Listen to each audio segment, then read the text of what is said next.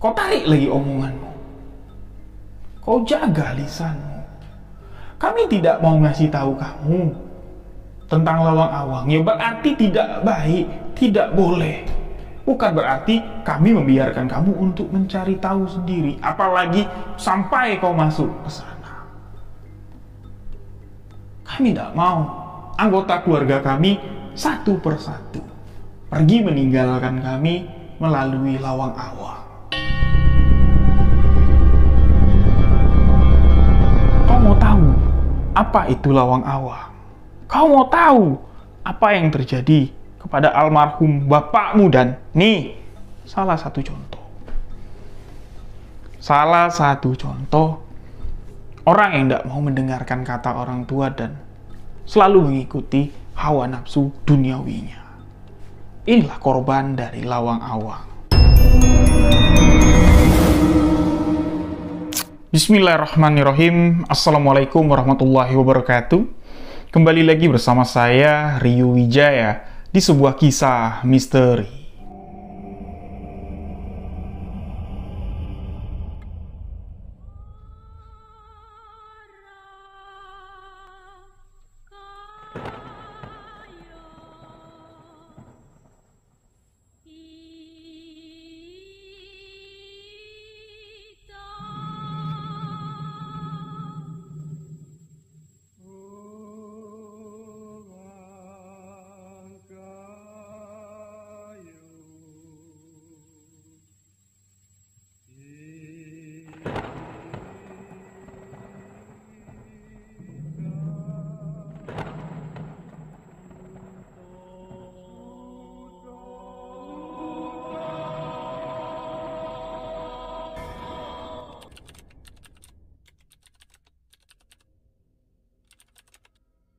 Terima kasih untuk sahabat yang telah mengklik video ini.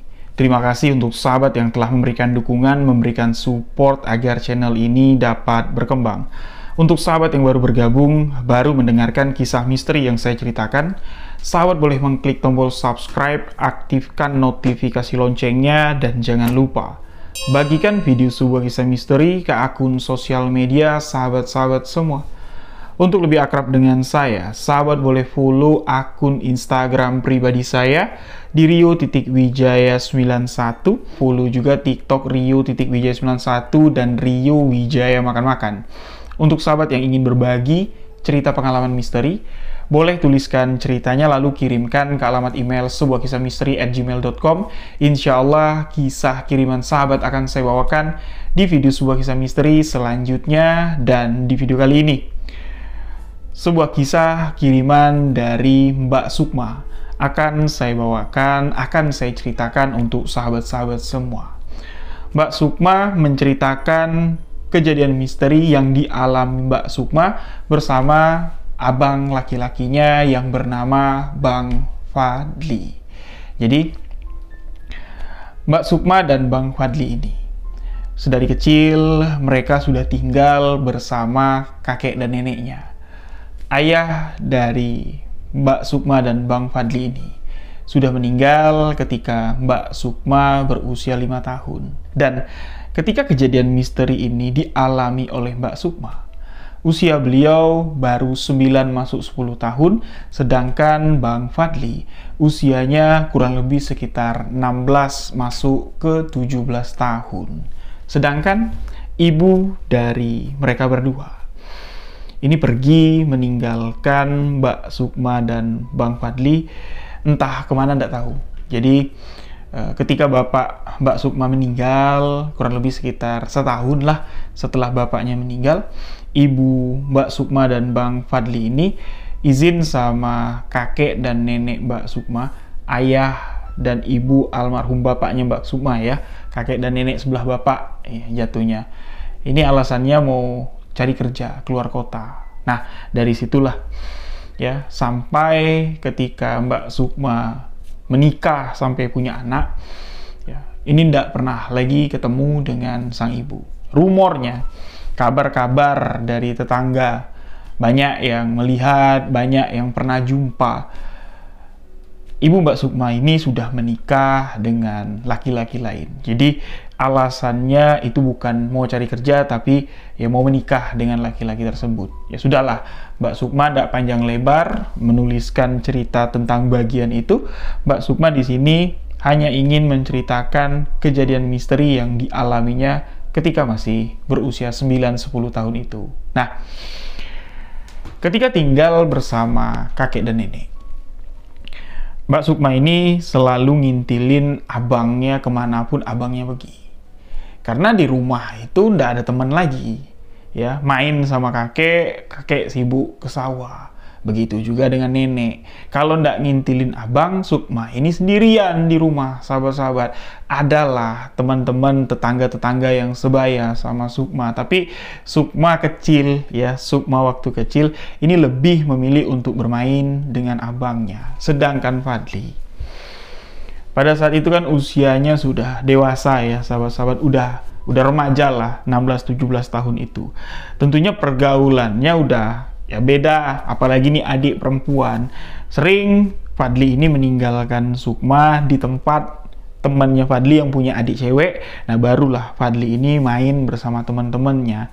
Dan pada suatu ketika Fadli ninggalin Sukma di rumah temannya, ya, temannya Fadli ada adik cewek yang mainlah di situ Sukma. Tiba-tiba saja Sukma ini dijemput sama adik dari almarhum bapaknya Sukma.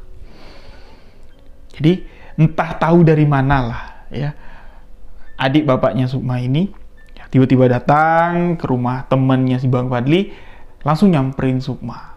"Hei, sini, Om datang mau jemput kamu." "Mau kemana?" kata Sukma. "Ayolah, yuk, ikut Om." "Anda aku nunggu abang. Nanti abang nyariin aku. Ntar kita balik ke sini lagi. Nggak lama kok, sebentar." Nah, karena ya ini yang ngajaknya Om ya, Sukma ikutlah bersama Om itu, dan Om ini membawa Sukma pergi ke satu tempat. Jadi Sukma awalnya nggak tahu ini kemana. Lewatin perkebunan, jalan tanah, naik sepeda motor nih, sahabat-sahabat, sampailah di tepi sungai. Jadi sungai itu ndak terlalu lebar. Jadi motor tuh ndak bisa nyebrang karena jembatannya yaitu cuman ada bambu aja, bambu yang susun ya untuk dijadikan jembatan penyeberangan.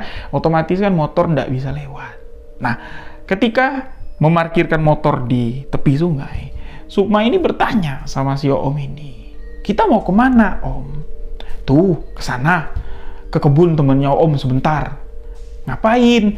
"Yalah, ikut aja lah pokoknya." Nah, pada saat Sukma diajak pergi sama Omnya itu, ini waktu kurang lebih sekitar jam 4 sore lah, sahabat-sahabat. Nah, Sukma yang nggak bisa menolak, ya udah terlanjur ikut ya, turun dari motor, ditintin sama si Om ini, melewati jembatan bambu itu, dan sampailah mereka ke tepi gua. Jadi jarak gua yang dituju Sukma dan Omnya ini, jaraknya kurang lebih sekitar ya hampirlah setengah kilo jalan kaki. Pegel juga kaki Sukma, jalan kaki ya setengah kilo kayak gitu. Dan gua itu kayak apa ya, cuman kelihatan ya sedikit doang, kayak ada pintu guanya, sahabat-sahabat. Nah, ketika tiba di sana, ya, Om ini menyuruh Sukma untuk berdiri di depan pintu gua. "Dah, kamu sini aja. Om ada urusan mau masuk ke dalam." "Om, aku takut di sini sendirian," kata Sukma. Ya, karena sepi sekali, sahabat-sahabat, ya. Perkebunan warga, kiri kanan itu masih banyak semak belukar. Sukma ngerengek mau ikut. Omnya marah, ngebentak. "Tunggu di sini. Aku cuma sebentar," kata Omnya Sukma. Ya diamlah dia, takut. Nah, berdirilah Sukma di depan pintu gua itu, sahabat-sahabat. Omnya masuk ke dalam. Entah apa yang dilakukan si Om, kurang lebih ya hampir setengah jam lebih lah, ya. Omnya di dalam. Ini matahari sudah mulai tenggelam, suasana sudah mulai gelap. Di situ Sukma mendengar sayu-sayu di dalam gua itu, ya kayak ada orang ngobrol, tapi suaranya itu kayak orang menggeram, kayak orang sedang bentak-bentak, sedang marah-marah kayak gitu. Suaranya itu ya bikin merinding lah pokoknya di suasana yang begitu sepi ya. Sukma ini penasaran, itu Om ngobrol sama siapa di dalam. Masa iya ada orang yang tinggal di dalam gua? Jadi dia mau ngintip ya, pengen ngeliat ke dalam, tapi si Om ini berpesan, kamu jangan coba-coba pindah dari tempat posisimu berdiri, apalagi masuk ke dalam, nggak boleh, nanti kamu nggak bisa pulang, kata si Om tadi. Jadi nggak beranilah Sukma, dia cuma noleh ke belakang, memperhatikan itu suara siapa, kok aku nggak kenal. Kalau suara Om pasti aku kenal, ini nggak dikenal sama Sukma. Nah, nggak lama kemudian suara itu hilang, Omnya pun keluar dengan wajah yang pucat, keringatnya ini basah, membasahi tubuhnya. Jadi napasnya masih ngap-ngapan, Sukma ini langsung ditarik, yuk pulang, dengan nada yang sedikit membentak dan tarikan tangan si Om ini kasar, yuk pulang. Ya Sukma manut aja lah, dituntun, dinaikin di atas motor, diboncengin lagi, langsunglah diantarkan pulang. Nah, setibanya di rumah kakek dan nenek Sukma, Bang Fadli ini udah khawatir, sahabat-sahabat. Ya, dicari kemana-mana, Sukma ndak ada. Walaupun laporan dari rumah temennya si Bang Fadli, ya, tempat Om jemput si Sukma, itu Sukma dijemput sama Omnya. Ya, tentunya Fadli khawatir. Kemana nih Om membawa Sukma? Karena kekhawatiran Fadli ini ada alasannya, sahabat-sahabat. Begitu juga kekhawatiran kakek dan nenek Sukma. Ada alasannya. Om dari Sukma, adik dari almarhum bapaknya Mbak Sukma ini, itu orangnya agak-agak. Orang itu mania ilmu. Orang itu fanatik sekali dengan ilmu. Dia suka mencari sesuatu yang tidak dicari sama orang. Nah, jadi ya, kekhawatiran ketika Sukma dibawa, berpikir, ini ntar dia apa-apain nih. Dia kan otaknya agak geser. Nah, jadi ya ditunggulah. Ya, pas pulang, Fadli langsung nyemput adiknya, ditarik. Ya, karena Fadli ini sudah remaja. Berani dia bertanya dengan Omnya. Kau bawa kemana adikku? Kau apain adikku? Sukma ini diem aja. Nah, si Om ini dia nggak menghiraukan si Fadli. Nah, kakeknya lagi datang, nyamperin si Om dan memperingatkan si Om. Sekali lagi, kau bawa cucuku pergi tanpa izin aku, kau berurusan dengan aku. Di sini, Mbak Sukma nggak ngerti pada saat itu. Ini orang nih, apa sih yang diributin, dan Mbak Sukma ditanya ya sama nenek, kamu dibawa kemana? Ya cuman ceritain jalannya kayak gini, masuk ke perkebunan warga, ngelewatin sungai, dan di situ ada kayak pintu, ya, pintu batu, kata Mbak Sukma.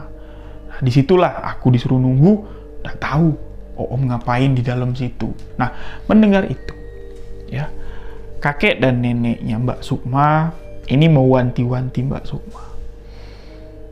Lain kali kalau diajak Om lagi, kamu teriak, kamu lari, jangan mau, apalagi ke tempat itu. Nah, Mbak Sukma ini tidak dikasih tahu tempat yang didatangi, yang dikunjungi Mbak Sukma itu apa. Jadi, singkat cerita sahabat-sahabat, beberapa minggu kemudian, si Om ini datang lagi. Datang, ini baik-baik datangnya sahabat-sahabat. Banyak bingkisan yang dibawa sama si Om. Mainan, makanan, terkhusus untuk Sukma. Ya, kedatangan si Om, ya disambutlah sama ibu bapaknya. Dan ibu bapak dari si Om ini, ibu bapak dari almarhum bapaknya Mbak Sukma. Walaupun ini anak kandung si Om ini, tapi mereka ini udah nggak feeling kayak gitu. Karena anak ini sudah melenceng sekali. Ya, pertama, dia sudah ibarat kata kayak ya, ibadahnya itu tidak pernah dijalankan lagi. Dia lebih percaya dengan kekuatan-kekuatan ilmu kanuragan, kekuatan-kekuatan dari guru-guru yang notabene adalah dukun-dukun semua, dan apa yang diharapkan ibu bapaknya itu sama sekali tidak dihiraukannya. Bahkan di usianya yang sudah menginjak 35 tahun lebih, si Om ini tidak menikah karena entah apalah yang dicarinya, entah ilmu apalah yang mau dituntutnya dulu, baru dia mau menikah. Nah, jadi kedatangannya pada saat itu bawa makanan, bawa mainan untuk Sukma. Ini ditanya, hajatmu ini apa? tumben-tumbenan? Dapat duit dari mana? Si Om jawab, aku datang ke sini buat silaturahmi, buat ketemu ibu bapak, kok malah ditanya kayak gitu. Ya ndak Sukma. Ya Sukma yang dikasih mainan, ya cuman senyum-senyum aja. Nah, di situ ya Mbak Sukma ini mendengar percakapan si Om dengan kakeknya. Ini percakapan orang dewasa dengan istilahnya intonasi nada yang keras ya. Adu urat lah, ibarat kata berdebat lah. Jadi perdebatannya itu tentang lokasi yang didatangi si Om dengan Sukma, dan apa yang dibawa si Om ke rumah itu, mainan, makanan, itu hasil dari tempat yang didatangi si Om dengan Sukma. Jadi yang diingat sama Mbak Sukma itu, kakek mengatakan seperti ini. Kenapa ndak anak lain aja yang kau bayar, kalau perlu kau minta izin sama ibu bapaknya, bawa anaknya untuk jadi parewanganmu ke tempat itu. Apa kau ndak kasihan lihat nasib anak ini? Bapaknya sudah ndak ada lagi, ibunya ndak tahu kemana. Kau lagi datang-datang membawa masalah ujung-ujungnya nanti untuk anak ini. Bapak bukannya ndak tahu hajat dan tujuanmu ke Lawang Awang. Ini semua kan hasil dari Lawang Awang. Kami ndak mau menerima sesuatu yang sumbernya itu ndak jelas. Ambillah usahamu dan keyakinanmu dengan hal-hal seperti itu. Tapi ingat, jangan sekali lagi kau bawa Sukma pergi ke sana. Lawang Awang itulah yang diingat sama Mbak Sukma. Jadi ya marahlah si Omnya ini. Bapak ini apa-apaan? Ya aku bawa Sukma ke sana. Itu ndak sia-sia, Pak. Sudah diperhitungkan. Sudah aku pertimbangkan, dan ya ndak mungkin lah aku membahayakan keponakanku sendiri, anak dari abangku. Ya tapi setidaknya aku berhasil ke Lawang Awang, kan aku bawa juga mainan, makanan, nih, duit nih untuk Sukma. Tapi semua pemberian dari si Om ini itu ditolak mentah-mentah sama si kakek. Nah, ternyata sahabat-sahabat, pembicaraan Om dengan si kakek itu didengar sama Bang Fadli. Walaupun Bang Fadli ndak nimbrung di sana, dia dengar dari luar pembicaraan itu. Nah, di sini mulai Bang Fadli ini mencari tahu tentang apa itu Lawang Awang. Berkali-kali Bang Fadli bertanya sama kakek, apa kek Lawang Awang? Tempat apa itu? Kok bisa datang ke sana ini menghasilkan uang? Lah terus apa hubungannya dengan Sukma? Dek, kau masih inget dak tempat yang kau pergi sama Om kemarin? Di mana? Aku pengen tahu, aku pengen ngelihat. Ketika Sukma mau menjawab arahnya ke sana mau ngasih tunjuk jalannya, si nenek langsung berkata, ndak usah kau ingat lagi Sukma, ndak baik. Dengarlah kata nenek, ndak baik. Ya, Mbak Sukma ini nurut sama si nenek. Dia diem, ndak berani dia ngasih tahu Bang Fadli. Nah, dari situ sahabat-sahabat, seakan-akan Bang Fadli ini penuh dengan rasa penasaran. Dia mencari tahu, bertanya dengan orang-orang di sekitaran kampung, tapi tidak ada satupun orang yang ada di kampung tempat tinggal mereka ini buka suara nunjukin di mana Lawang Awang dan apa itu Lawang Awang. Sampai di mana dari kejadian itu setahun lah jaraknya. Mbak Sukma ya masih mengingat jelas kejadian setahun yang lalu dia dibawa Om ke Lawang Awang. Nah, ini walaupun sudah setahun kejadiannya sahabat-sahabat, ya, di satu sore Mbak Sukma ini dia baru pulang main dari rumah temennya. Tiba-tiba saja dia dipanggil sama seorang perempuan pakai kebaya dengan membawa tas yang begitu besar. Jadi tasnya itu ditenteng di tangan kayak gini. Perempuan itu masih muda.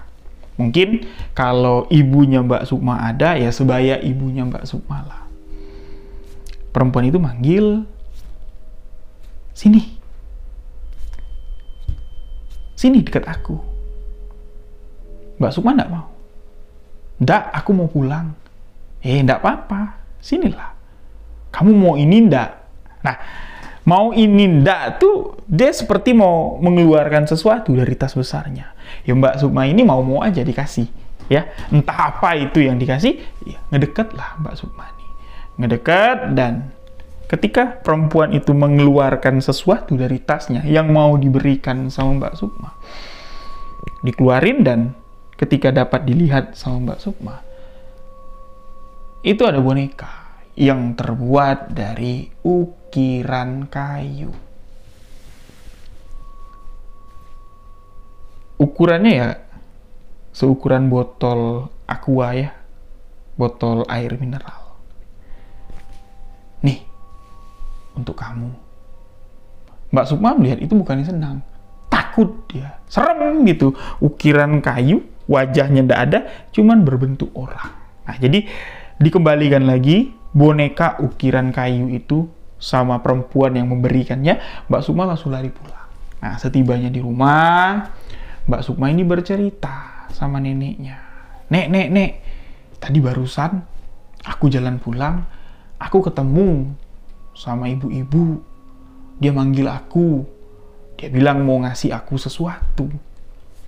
Terus dia keluarin lah sesuatu dari dalam tos besarnya.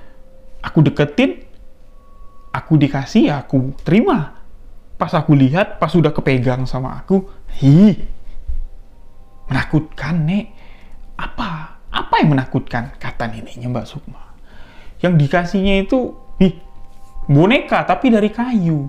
Wajahnya ndak ada. Takut. Nah, mendengar itu, neneknya langsung manggil si kakek. Pak, sini. Sukma, Pak. Kenapa? Kata si kakeknya. Lawang awang. Lagi-lagi kata lawang awang disebutkan. Maksud kamu apa? Diceritain lah sama si nenek apa yang diceritakan Mbak Sukma, apa yang barusan dialaminya. Nah, si kakek agak sedikit cemas dia. Jadi, dalam kecemasannya, si kakek ini ngebisikin sesuatu lah sama si nenek, dan itu tidak dapat didengar sama Mbak Sukma. Nah, mulai dari hari itu, Mbak Sukma ini selalu diperhatikan kemana-kemana perginya, yaitu selalu diintilin lah sama si nenek, tidak dilepas pergi sendirian. Nah, di satu sisi, sahabat-sahabat, waktu sudah setahun berlalu. Mungkin ya kita pikir Bang Fadli ini ya sudah tidak tertarik lagi dengan istilah lawang awang yang kemarin sempat menjadi tanda tanya besar ya di benak Bang Fadli. Ya, karena setahun sudah berlalu, ya mungkin sibuk lah dia dengan aktivitasnya, ya mungkin pacaran atau main dengan teman. Ternyata enggak. Selama setahun, tanpa sepengetahuan kakek dan nenek, tanpa sepengetahuan Mbak Sukma, Bang Fadli ini makin getol mencari apa itu lawang awang. Sampai di mana? Bang Fadli kembali bertanya sama Mbak Sukma. Dek, ayolah. Pasti kamu masih ingat tempat yang dibilang kakek lawang awang. Tempat yang kamu datangin sama Oom. Kamu inget dak jalannya? Terus, kamu inget dak apa aja yang dilakukan Oom di dalam, dan kamu ngapain aja? Mustahil lah kamu cuma berdiri nungguin Oom di sana. Mbak Sukma menjawab, aku ingat, aku masih hafal bahkan. Tapi aku ndak mau sebutin sama kamu. Aku ndak mau bilang karena nenek ngelarang. Aku ndak mau bilang apa-apa sama kamu. Nah, kalau di sana, ya aku ndak ngapa-ngapain, aku cuma berdiri. Entahlah Oom ngapain di dalam. Aku cuma mendengar suara ribut-ribut dari dalam gua itu. Dengan rasa kecewa, Bang Fadli pergi meninggalkan Mbak Sukma karena Mbak Sukma nggak mau nyebutin atau nunjukin di mana lokasi yang dicari sama Bang Fadli. Dalam waktu setahun ini, sahabat-sahabat, Oom dari Mbak Sukma yang bawa Mbak Sukma ke Lawang Awang, itu batang hidungnya nggak kelihatan. Dia kan rumahnya udah nggak tinggal serumah lagi sama kakek nenek, udah diusir lah hitungannya. Itu setahun itu nggak pernah kelihatan lagi. Dan waktu berjalan, masuk tahun kedua nih dari kejadian pertama kemarin, ya, terdengar kabar kalau si Oom ini sakit keras, sakit parah. Jadi ada yang datang ke rumah kakek dan nenek ngabarin kalau Om itu sakit, sudah hampir sebulan nggak bisa ngapa-ngapain di atas tempat tidur di rumah kontrakannya. Apa kami bawa ke sini aja ya? Kasihan, di sana nggak ada yang merawat. Nah, mendengar itu, tentunya orang tua mana yang nggak iba? Langsung kakek dan nenek menjemput si Om ini ke rumah kontrakannya, langsung dibawa lah, langsung dirawat sama si nenek. Kondisi Om pada saat itu cukup parah, sahabat-sahabat. Jadi ditanya sama kakek, apa sebabnya kamu bisa kayak gini? Sudah ke dokter enggak? Apa kata dokter penyakitmu ini? Si Om mengatakan, enggak usahlah ke dokter, percuma. Dibawa ke dokter yang paling hebat pun, penyakitku ini enggak bakal bisa disembuhkan. Ya sudahlah Pak, ya mungkin nasibku sama dengan nasib abangku. Dari kesalahan kami, ya berimbas kepada keselamatan kami. Di sini kembali Mbak Sukma dengan si Fadli ini bertanya-tanya dalam hati, rahasia apa yang sebenarnya ada di keluarga ini? Kok si Oom nyebut-nyebut kematian bapaknya? Kematian bapaknya ya berasal dari kesalahannya sendiri. Seperti Oom sakit, yaitu dari kesalahannya sendiri. Apa? Dan si Fadli ini udah semakin tajam pemikirannya dan dia langsung nyeletuk. Apakah ini ada kaitannya dengan Lawang Awang? Sebenarnya, apa yang kalian rahasiakan? Tempat apa itu? Ayolah, kasih tahu aku. Kalau enggak, aku akan cari tahu sendiri dan aku pastikan aku akan sampai ke sana untuk mencari tahu apa yang kalian sembunyikan, apa yang kalian rahasiakan. Di sini. Di hari itulah baru si kakek ini dengan nada yang cukup tinggi lah berbicara. Selama Mbak Sukma dengan Bang Fadli tinggal di rumah kakek dan nenek, tidak pernah mereka ini mendengar kakek ngomong dengan nada yang tinggi sambil ngebentak dan penuh dengan emosi. Kau diam, kau duduk, nunjuk Bang Fadli seperti itu. Kau tarik lagi omonganmu. Kau jaga lisanmu. Kami tidak mau ngasih tahu kamu tentang Lawang Awang. Ya berarti tidak baik, tidak boleh. Bukan berarti kami membiarkan kamu untuk mencari tahu sendiri. Apalagi sampai kau masuk ke sana. Kami tidak mau anggota keluarga kami satu persatu pergi meninggalkan kami melalui Lawang Awang. Kau mau tahu apa itu Lawang Awang? Kau mau tahu apa yang terjadi kepada almarhum bapakmu? Dan nih, salah satu contoh. Salah satu contoh orang yang tidak mau mendengarkan kata orang tua dan selalu mengikuti hawa nafsu duniawinya. Inilah korban dari Lawang Awang. Kakek mulai menuturkan dan menceritakan apa itu Lawang Awang. Jadi, istilah Lawang Awang itu adalah sebutan untuk lawang, pintu, ya. Lawang itu adalah pintu. Awang itu antara ada dengan ndak istilahnya. Awang-awang, ya. Awang-awang itu berarti ngambang. Ya berarti pintu itu antara ada dan tidak.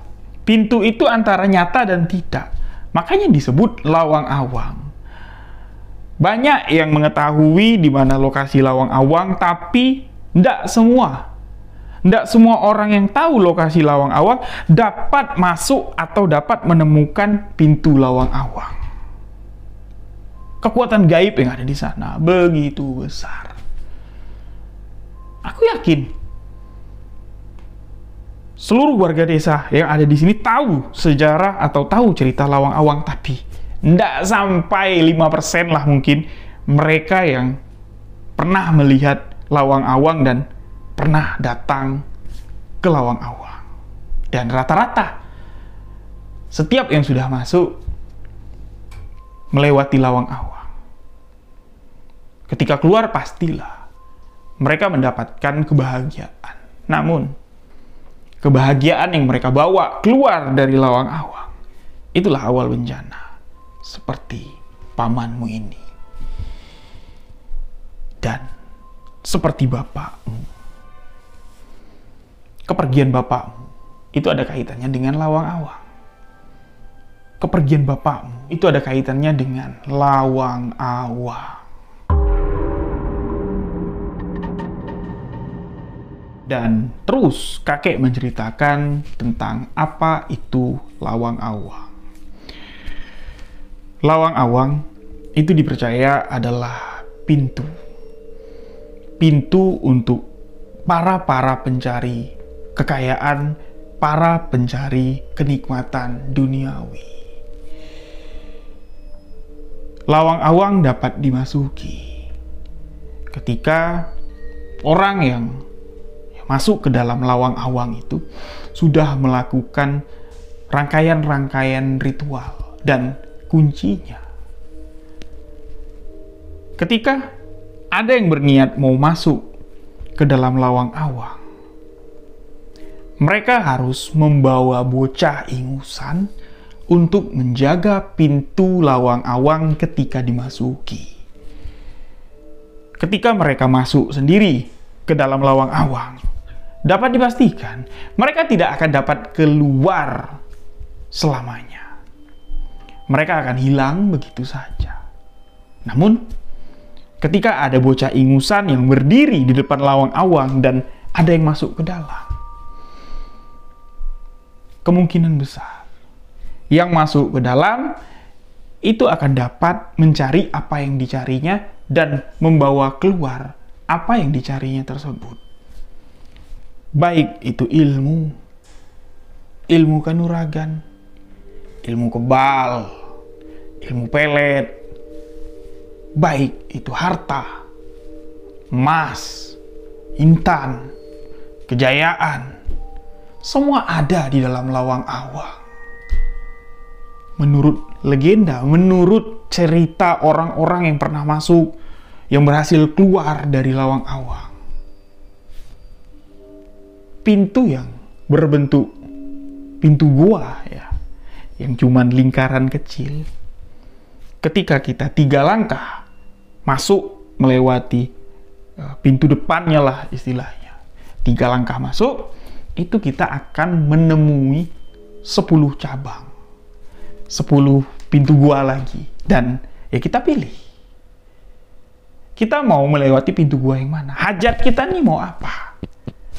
Masuk ke lawang awang mau mencari kekayaan, ya berarti kita harus masuk ke pintu yang penuh dengan emas, harta. Kita harus masuk ke sana. Dan ketika masuk ke sana, halang rintangannya itu beda dengan pintu sebelahnya. Yang mungkin pintu sebelahnya itu untuk pengasihan atau untuk susu atau untuk ilmu kebal. Setiap pintu, setiap yang ada di dalam pintu itu, semuanya punya halang rintangan. Dan risiko terbesar ketika masuk lawang awang, kita meninggalkan bocah ingusan.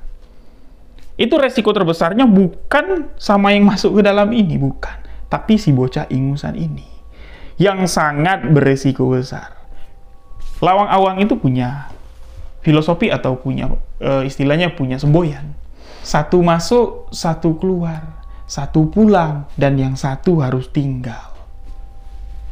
Ibarat kata, ketika ada yang masuk ke lawang awang membawa bocah ingusan, ya bocah ingusan itulah yang akan ditumbalkan atau dijadikan penjamin keselamatan orang yang masuk ini tadi. Tapi ada tapinya. Tidak semua bocah ingusan ini ya yang beresiko bahaya. Ya, itu tergantung dari orang yang masuk ini tadi.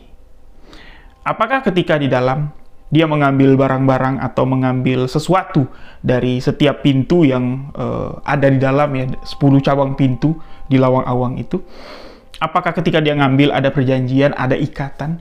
Kalau dia ngambilnya pakai ikatan, pakai perjanjian, ya tentunya bocah ingusan ini bakal aman. Tapi ketika dia ngambil begitu saja dan menjaminkan si bocah ingusan ini, ya, untuk menggantikannya, tentunya bocah ingusan ini yang akan menjadi tumbal. Itu sudah menjadi ketentuan dari Lawang Awang. Dan syukurnya adikmu Sukma yang dibawa Oomu masuk ke Lawang Awang. Entahlah Oomu menjaminkan Sukma untuk tinggal di sana, entah dia yang melakukan perjanjian untuk mendapatkan sesuatu yang dia inginkan dan adikmu aman. Tapi yang jelas, Sukma sudah terlepas ikatan dengan Lawang Awang. Karena penjaga pintu Lawang Awang yang sesungguhnya sudah datang menemui Sukma dan menggantikan dirinya dengan boneka kayu. Itulah mbok-mbok yang datang ngasih Sukma ini boneka.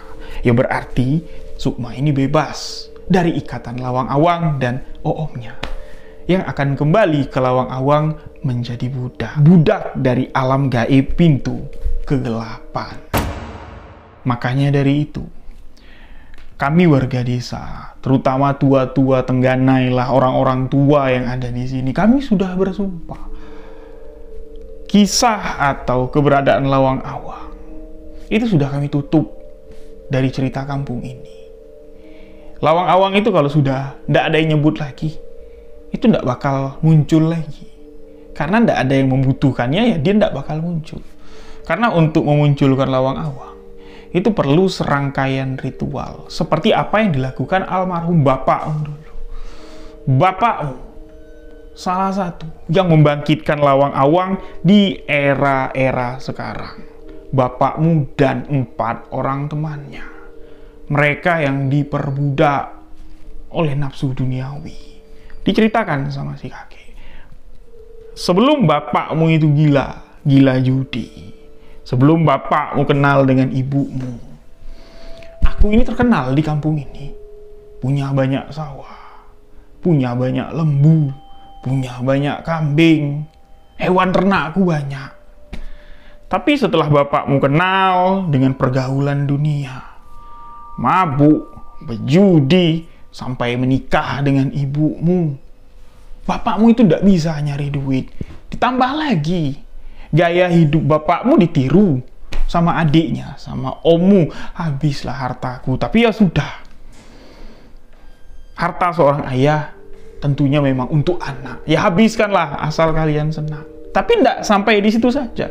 Ketika semua sudah habis, ketika semuanya ya sudah habis difoya-foyain, tidak ada yang tersisa kecuali rumah ini dan sepetak sawah lagi untuk bertahan hidup, bapakmu nekat bersama 4 orang temannya ini mencari tahu orang yang bisa mengajari mereka tata cara ritual untuk mencari Lawang Awang. Dan semua itu dijalankan bapakmu dan ke-4 temannya itu dengan baik sekali.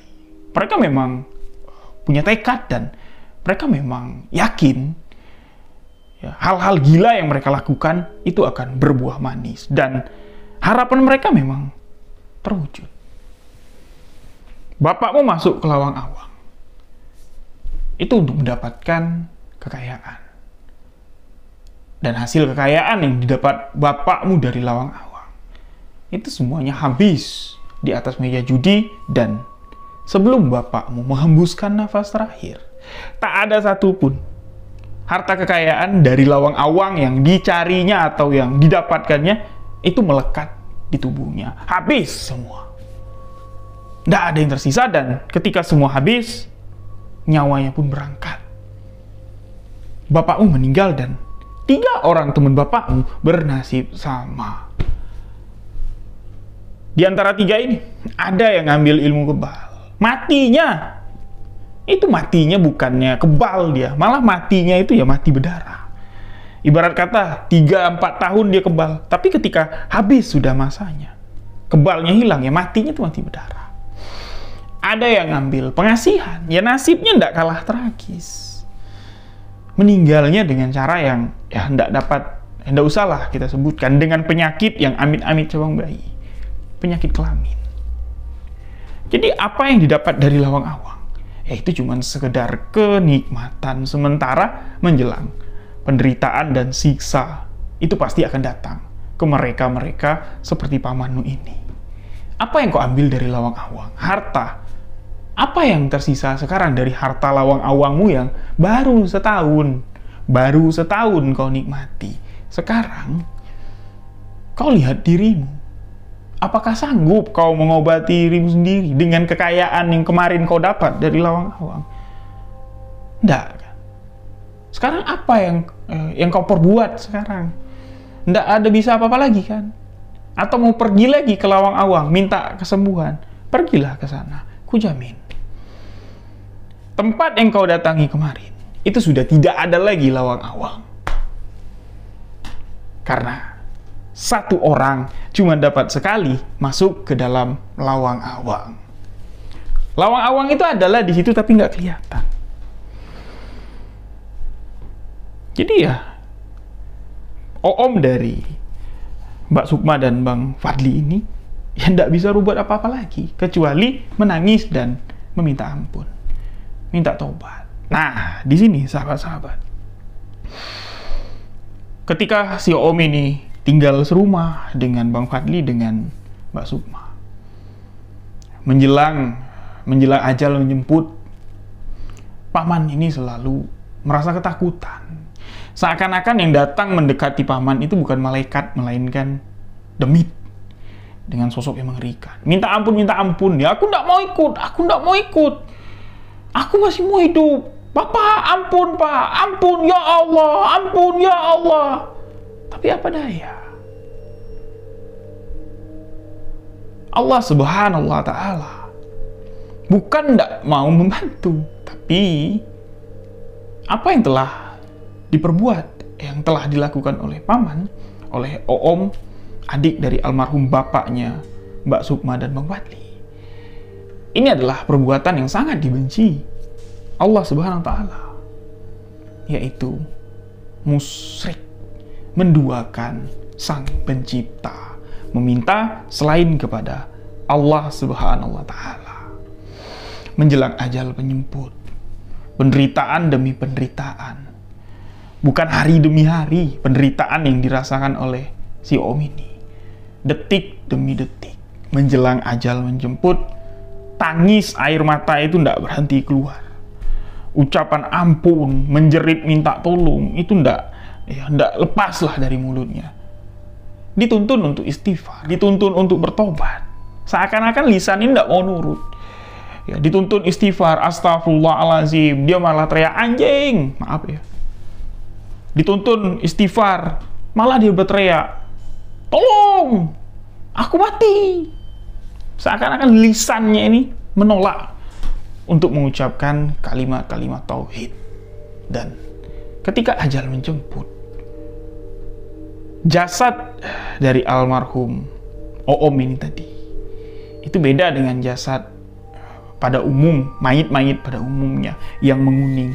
Jasad Om ini biru membalu, bukan kuning mayitnya tapi balu, lebam seperti itu. Nah, Fadli melihat itu, ya, dia minta maaf sama kakeknya dan aku berjanji, aku tidak bakal kepikiran lagi untuk mencari tahu apa itu lawang awang.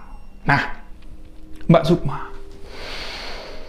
dia yang pernah sampai ke lawang awang, dia yang pernah bertemu dengan salah satu penjaga pintu lawang awang yang memberikan boneka kayu, dan Mbak Sukma